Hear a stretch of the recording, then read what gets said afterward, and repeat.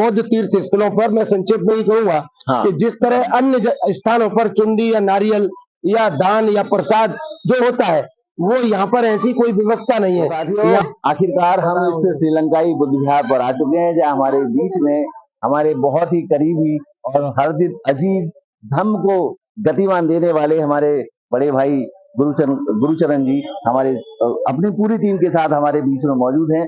Sir, आज आप संकिसा की इस पावन भूमि पर आए हैं, कितने लोगों के साथ आए हैं और यहाँ का क्या एक महत्व है, क्यों हम लोग यहाँ शरद पूर्णिमा के इस पावन अवसर पर आते हैं, इसका आप संक्षेप में आप थोड़ा सा हमारे दर्शकों को बता सकते। हम फिरोजाबाद से करीब 6 बसें लेकर के यहाँ पर आए हैं और कुछ लोग हमारे साथी अपने अपने वाहनों से आए हैं।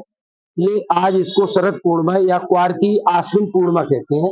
इस दिन जब भगवान ने बुद्धत्व को प्राप्त किया, उसके 16 वर्ष बाद भगवान बुद्ध ने अपनी माता को अभिधम्म दिया और अभिधम्म दे करके वो यहाँ पर आए थे। लेकिन हिंदूवादी किंवदंतियां ये कहती हैं कि वो स्वर्ग से उतरे थे, जबकि ऐसा बौद्ध साहित्य में नहीं माना जाता। और सच्चाई ये है कि भगवान बुद्ध ने अपनी माता को बुद्धत्व प्राप्त करने के 16 वर्ष बाद अपनी माँ को अभिधम्म दिया और ये परंपरा उस समय से चली आ रही है।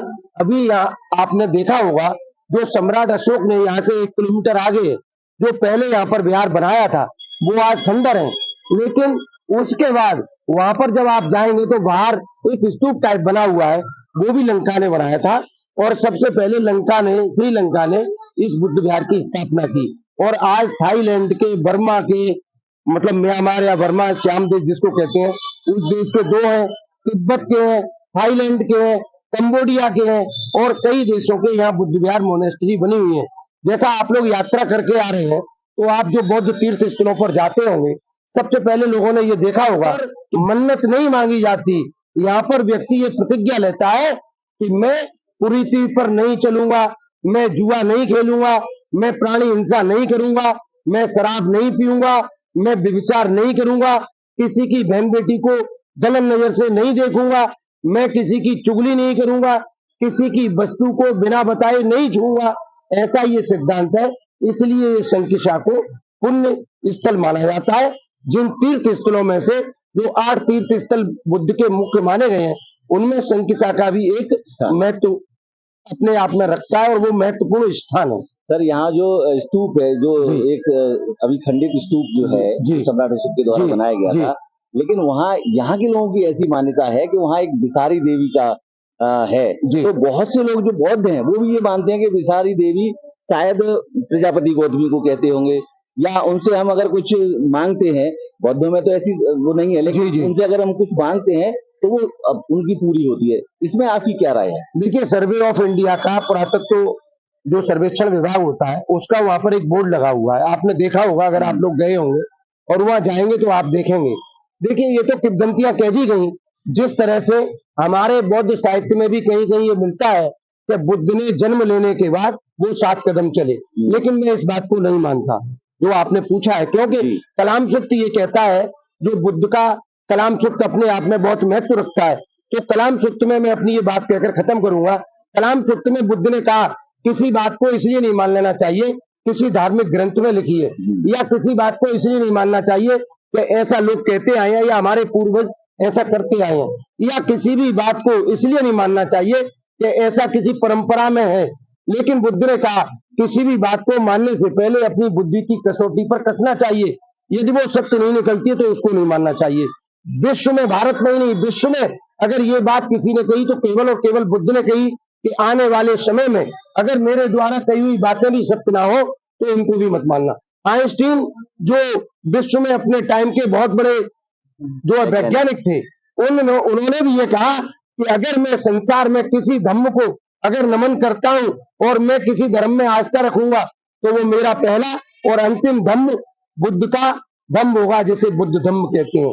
बुद्ध धम्म जो बुद्धत्व को प्राप्त कर लेता है उसे बुद्ध कहते हैं, जो बुद्धत्व को प्राप्त कर चुका होता है।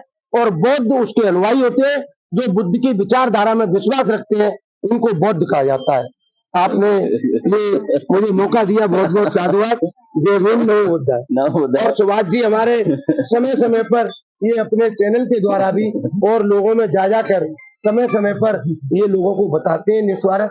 ये बहुत पुनीत कार्य कर रहे हैं और ये टूंडला में इस धम्म कारवा को आगे ले जाने का काम कर रहे हैं। अभी बस के द्वारा सभी लुम्बिनी वगैरह, कुशीनगर, श्रावस्ती, गया वगैरह, सारनाथ, सभी जगह घूम करके आप जो आ रहे हैं, आपका पूरा जो आ रहा है, जो साथ में जो पूरा पार्टी है, तो ये काम भी बहुत कम लोग करते हैं। और बुद्ध का सबसे बड़ी बात ये है, अगर आपने कहा है तो, कि नागपुर एक ऐसा स्थान है जो विश्व में, नागपुर में 300 किलोमीटर के बीच में हर घर में इंजीनियर और हर घर में डॉक्टर और हर घर में वकील और हर घर में जो है एक सरकारी नौकर आपको मिलेगा। हर घर में एमए बीएड वगैरह मिलेगा। क्यों? वहां के लोग बुद्ध की विचारधारा में विश्वास करते हैं। वो आडंबरों में, पोंगापंडी में, कुरीतियों में, पाखंडवाद में विश्वास नहीं करते। और वही व्यक्ति धन्य होता है। और बुद्ध को मानने वाला कभी भी गरीब नहीं हो सकता, क्योंकि बाबा साहब ने भी ये कहा था कि हम गरीब इसलिए हैं कि हम अछूत हैं। क्या कहा था? हम गरीब इसलिए हैं कि हम अछूत हैं, और अछूत इसलिए है कि हम हिंदू हैं। इसलिए बाबा साहब ने 14 अक्टूबर 1956 को धम्म ग्रहण किया, जो विजयादशमी के दिन किया। इससे 5-6 दिन पहले और धम्म ग्रहण करने के बाद उन्होंने ये संकल्प लिया था कि अगर मैं 2 वर्ष जिंदा रहा तो पूरे भारत को बौद्ध में कर दूंगा। इसलिए मेरे साथियों, हमारी महिलाओं को, जो बहनें खड़ी हुई हैं, ये माता और बहनों को ये आडंबर नहीं मानना चाहिए। कहीं भी किसी, मतलब ये कबीर ने भी कहा है और बुद्ध ने भी कहा, रैदास ने भी कहा, धाधु, पलटू, चेता, नानक सबने कहा कि कहीं भी केस रखा लेने से, नाखून रखा लेने से, या भभूति लगा लेने से, या किसी भी नदी नाले में स्नान कर लेने से कोई व्यक्ति पवित्र नहीं होता। पवित्र होने के लिए व्यक्ति को पवित्रता के कार्य करने पड़ते हैं। और धम्म जो धारण करता है उसे धम्म कहा जाता है। धम्म कोई ओढ़ने और बिछाने की वस्तु नहीं होती है, हमको धारण करना चाहिए और जो हम कहें उसको हमें करना चाहिए। यही बाबा साहब से हमको शिक्षा मिलती है। और बाबा साहब ने 14 अक्टूबर 56 को भारतीय संस्कृति का धम्म लेकर हमें बुद्ध का मार्ग दिया। और एससी-बीसी के लोगों की ये मोरल ड्यूटी बनती है कि वो बुद्ध की शरण में जाएं। बुद्धं शरणं गच्छामि, धम्मं शरणं गच्छामि, संघं शरणं गच्छामि। जय भीम, जय भारत, नमो बुद्धाय, जय संविधान। बिल्कुल, बहुत अच्छा शब्द है। धारण करे सो धम्म है, वरना कोरी बात।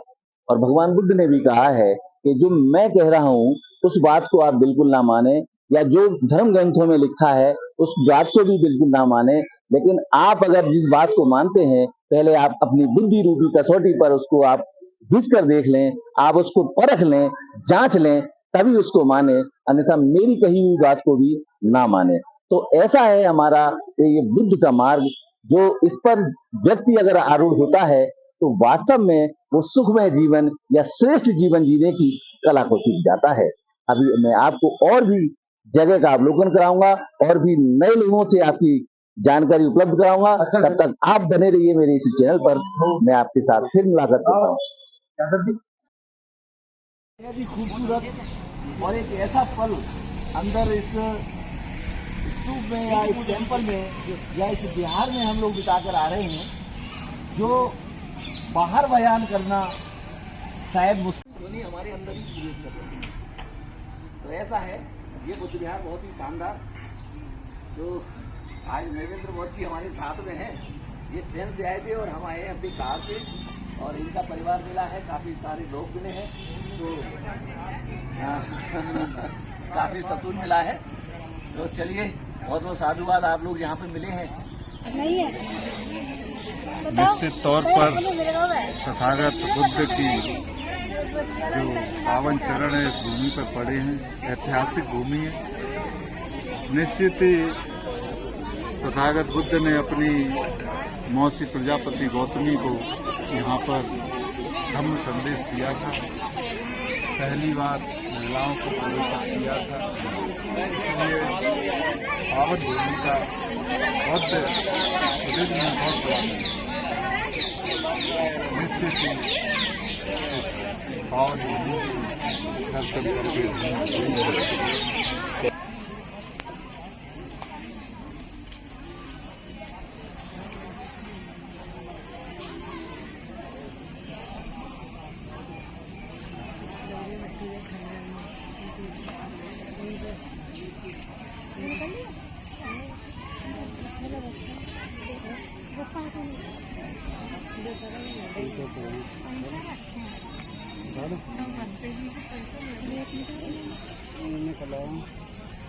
घंटे जी को दे जाऊंगा ये इनके खाने लगा दो ये बना दी इसी से बना दो